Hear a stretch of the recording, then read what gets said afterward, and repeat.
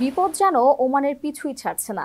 April মাসে একাধিকবার ভারী বৃষ্টি ও বন্যার ঘটনার পর আসন্ন মে মাসের শুরুতেই আবহাওয়া নিয়ে দুঃসংবাদ দিয়েছে ওমান। সিভিল এভিয়েশন অথরিটির দেওয়া তথ্য অনুযায়ী আগামী বৃহস্পতিবার অর্থাৎ ২রা মে থেকে সৃষ্ট লঘুচাপের প্রভাবে ফের ভারী বৃষ্টি শুরু হতে যাচ্ছে। উত্তরাঞ্চল থেকে যা আল উস্তা এবং ধোফার পর্যন্ত প্রসারিত হতে পারে। এক বিবৃতিতে সিভিল এভিয়েশন জানিয়েছেন, ন্যাশনাল আর্লি ওয়ার্নিং সেন্টারের কর্মকর্তারা অবস্থা পর্যবেক্ষণ করছেন এবং প্রয়োজন হলেই পরবর্তী নির্দেশনা জানিয়ে দেবেন। যদিও এই মুহূর্তে বিরূপ আবহাওয়ার ঝুঁকিতে আছে আল হাজার পর্বতমালা এবং ওমানের ধোফার, আল শারকিয়া এবং উপকূলীয় অঞ্চলগুলো। আবহাওয়া অফিস জানিয়েছে, তারা আল হাজারের উপরে মেঘ ঘনীভূত হওয়ার বিষয়টি লক্ষ্য করেছেন, ফলে বৃষ্টিপাতের সম্ভাবনা এখন থেকেই শুরু হয়েছে। একই সাথে মরু অঞ্চল এবং উন্মুক্ত এলাকায় ধূলিঝড়ের সম্ভাবনার কথাও জানিয়েছে তারা। এদিকে ওমানের রেকর্ড বৃষ্টিপাতের কারণে একের পর এক মারাত্মক বন্যা ও যে বিপর্যয় তৈরি হয়েছে তা নিয়ে একটি বৈজ্ঞানিক বিশ্লেষণ উঠে এসেছে।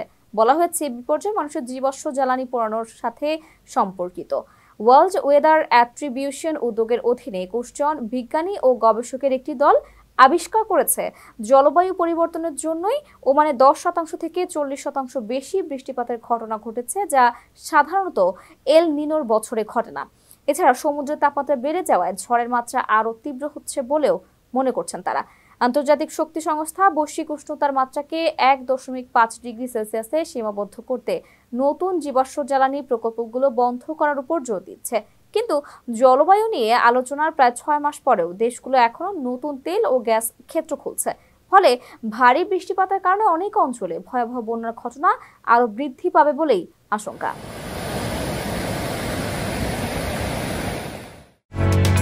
ওমানের সেরা রেট দিচ্ছে বাংলাদেশি প্রতিষ্ঠান গালফ এক্সচেঞ্জ।